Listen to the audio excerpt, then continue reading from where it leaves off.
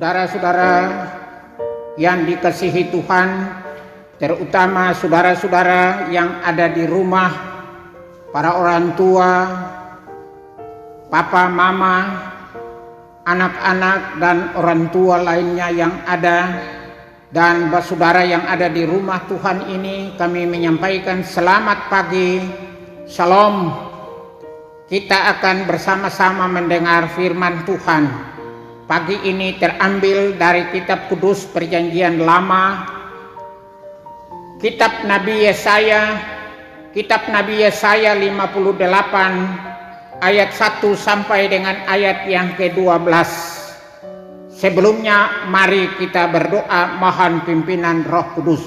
Kita berdoa. Ya Allah, ya Tuhan kami, Bapa dalam Tuhan Yesus Kristus, firman yang hidup, kini Alkitab firman-Mu terbuka lagi di tengah kami. Kami hendak membaca sebagian kecil dari firman Tuhan ini. Kami mohon Tuhan datang bersama kami dengan Roh Kudus-Mu, supaya pembacaan dan pemberitaan firman saat ini mau menjadi bekal bagi kehidupan kami. Berfirman kepada kami Tuhan, kami anak-anak-Mu telah siap untuk mendengarnya. Amin.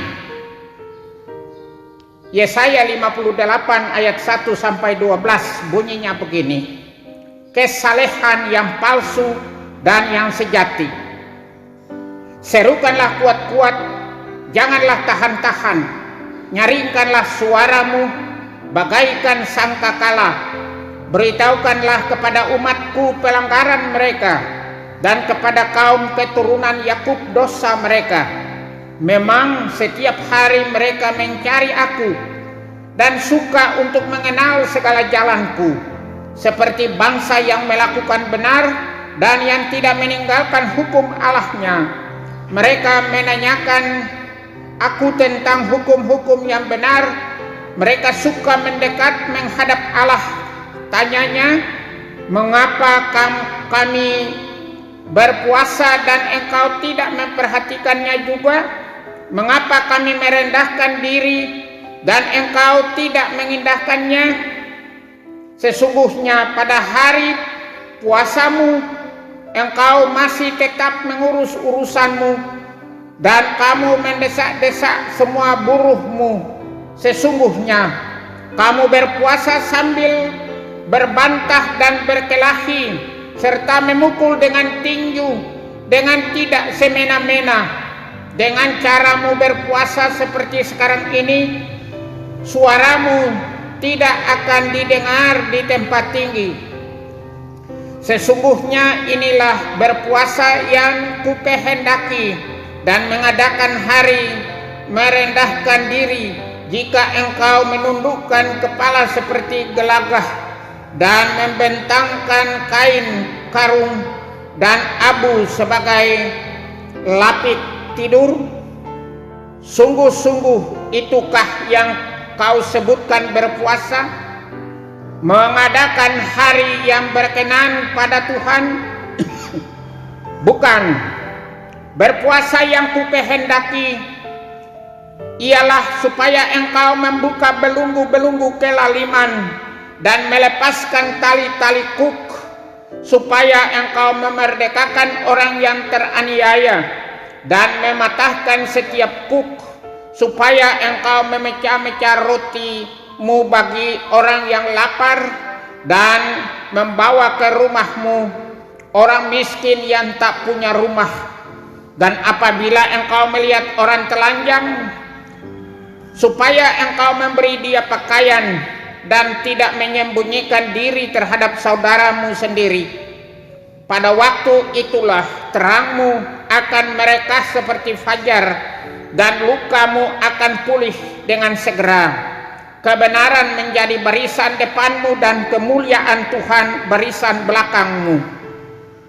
Pada waktu itulah engkau akan memanggil, dan Tuhan akan menjawab. Engkau akan berteriak minta tolong, dan ia akan berkata, ini aku. Apabila engkau tidak lagi mengenakan kuk, kepada sesamamu dan tidak lagi menunjuk-nunjuk orang dengan jari dan memfitnah.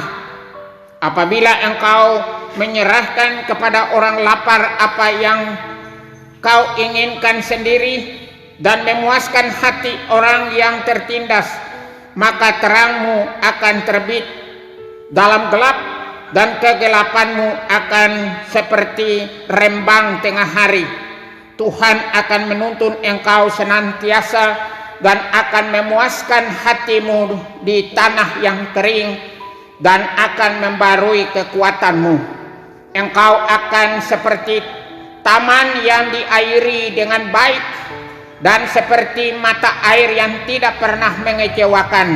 Engkau akan membangun reruntuhan yang sudah berabad-abad dan akan memperbaiki dasar yang diletakkan oleh banyak keturunan.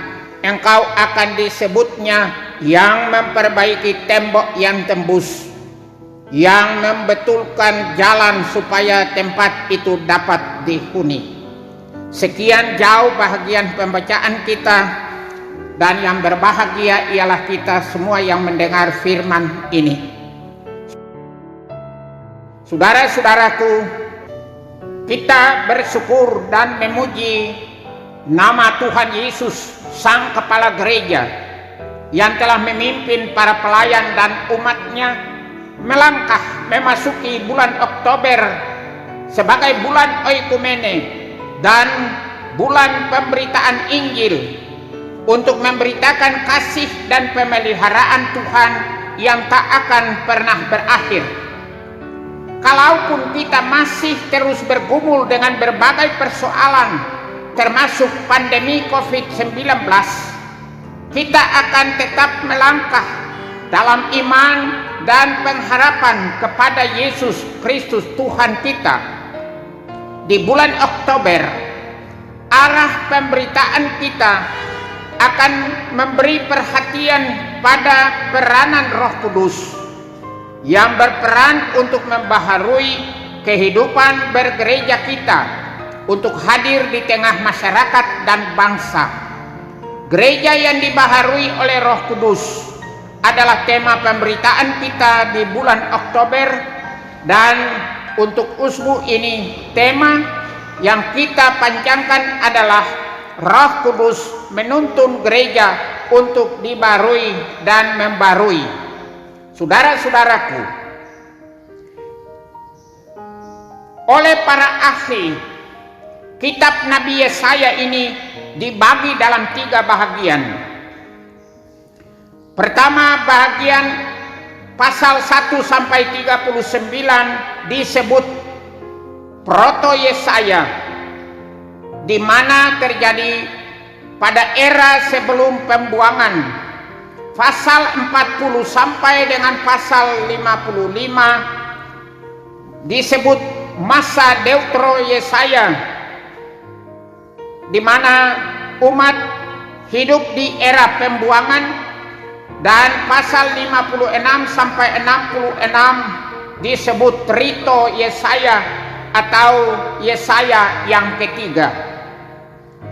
Kita masuk pada perikop kita hari ini pada ayat 1 sampai dengan ayat yang ke-5 terungkap bahwa Nabi diperintahkan Tuhan untuk membuka segala dosa dan pelanggaran umat tanpa ada yang disembunyikan. Hal ini berkaitan dengan kebencian Tuhan terhadap kepalsuan atau kemunafikan yang dibungkusi dengan pelbagai ritual, baik yang dilakukan oleh umat tapi juga oleh para pelayan, dalam hal ini pemimpin. Ketaatan pada pelbagai ritus keagamaan tidak ada artinya di hadapan Tuhan jika tidak disertai dengan hidup saleh dan penuh ketaatan kepada hukum Allah. Dalam hidup persekutuan yang manis serta belas kasihan kepada orang-orang yang membutuhkan, pada dasarnya ibadah itu tidak salah, bahkan patut dijalankan oleh umat Tuhan. Yang salah adalah satu, cara yang tidak sesuai dengan yang dikehendaki Tuhan. Yang kedua, tidak ditunjukkan dalam relasi hidup sehari-hari. Saudara-saudaraku, di kalangan umat yang baru pulang dari pembuangan, ada dua macam ibadah wajib yang mereka laksanakan, yaitu puasa dan sabat. Umat biasanya berpuasa 4 kali setahun, yaitu pada bulan keempat, bulan kelima, bulan ketujuh, dan bulan ke-10. Dengan berpuasa, umat memperoleh jaminan atas kesediaan Allah untuk mendengar dan menjawab permohonan mereka. Inilah anggapan umat yang keliru. Umat bersungut, mengapa mereka setia berpuasa, namun mereka tidak diperhatikan. Menanggapi persungutan ini, Yesaya lalu mengatakan bahwa sambil berpuasa, mereka tetap menindas buruh-buruh atau pembantu-pembantu mereka. Sehubungan dengan teguran atas kepalsuan hidup umat, Yesaya memberikan kejelasan tentang nilai iman yang berkenan pada Tuhan. Menurut Yesaya, kerendahan diri atau ibadah yang sejati yang berkenan di hadapan Tuhan adalah apabila manusia berkenan membebaskan sesamanya dari penderitaan, antara lain membuka belenggu-belenggu kelaliman, melepaskan tali-tali kuk atau beban, memerdekakan orang yang teraniaya, mematahkan kuk atau beban, memecah-mecah roti bagi yang lapar, membawa tumpangan bagi yang tidak punya rumah, memberi pakaian bila ada yang telanjang, tidak menyembunyikan diri terhadap saudara sendiri. Saudara-saudaraku, ungkapan-ungkapan ini menggambarkan kepedulian kepada sesama manusia. Itulah ibadah umat yang sejati di tengah kehidupan mereka. Ayat 8 sampai ayat yang ke-12, yang mau meninggalkan hidup lama yang menyesatkan harus berani mengambil keputusan untuk mau meninggalkan jalan yang lama, cara dan kebiasaan yang tidak berkenan, yang tergambar dalam kepalsuan ibadah mereka, dan bersedia untuk bertobat, untuk melakukan apa yang berkenan di mata Tuhan atau ibadah yang sejati itu. Bila hal itu terjadi, maka jaminan yang tersedia antara lain bahwa terangmu akan merekah seperti fajar dan lukamu akan pulih segera. Berikut, kebenaran menjadi barisan depanmu dan kemuliaan Tuhan menjadi barisan belakangmu. Engkau berseru dan Tuhan akan menjawab. Terangmu akan terbit dalam gelap dan kegelapanmu akan seperti rembang tengah hari. Tuhan akan menuntun engkau senantiasa. Tuhan memuaskan hatimu di tanah yang kering. Tuhan akan membarui kekuatanmu.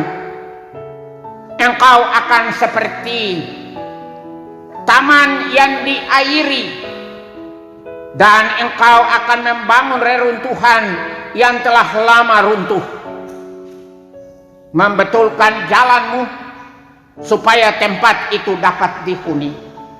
Saudara-saudaraku yang kekasih,